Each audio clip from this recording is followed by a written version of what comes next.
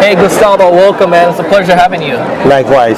Thank you very much for having me here. Well, I'm excited to chat with you today. I want to give a big shout out to our friends over at Florida State Minority Supply Development Council for putting this together and for creating this opportunity for us to connect as great entrepreneurs and learn what great entrepreneurs are doing. So I want to talk to you today, Gustavo, about what was the biggest struggle you had regarding sales growing your business.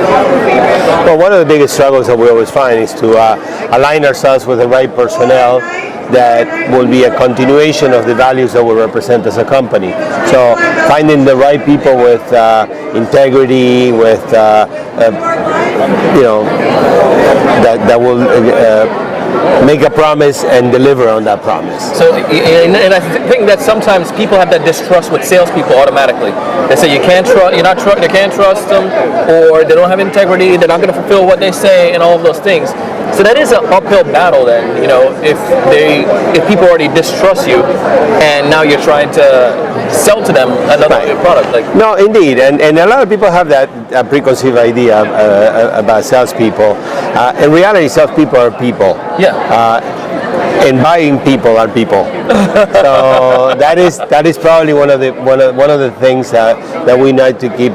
I've always in my career have tried to connect with the person that is fulfilling a role at that time, and in fulfilling and connecting with that person, I try to put myself in their shoes and see what will be the things that I would like, that would make me feel comfortable to make this decision or to make this partnership moving forward. And whenever you do, which is nothing more than do unto others as you like others to do to you. So when you offer that kind of offering and you put it out there, although it might be humbly and vulnerable, I think people are far more appreciative than if you try to present this bubble and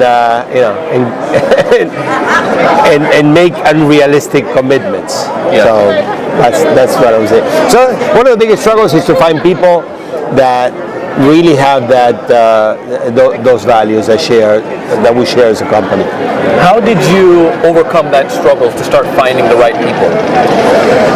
Well, I think one of them is looking elsewhere for the right people. Finding the right, meaning I didn't just look for experience, or previous experience was a welcome thing, but it wasn't the main qualifier. I would rather form a person that is the right person.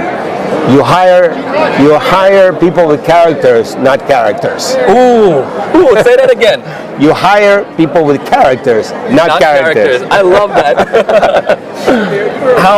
What are the results you're seeing right now with the salespeople you have and with your organization, with you practicing this stuff and bringing in and developing people? Well, as a growing company, especially as we begin to scale the company, we were lucky to have enjoyed some sustained growth over the last 10 years. The company is about 10 years old. I started it with zero base and limited financial resources. Over the last 2 years, we made the Inc. 5000 for fastest growing company in America, and we plan to continue further growing. Our affiliation with the FSMDC, for example, is one of the things that we feel we can bring a lot of value to companies that are small.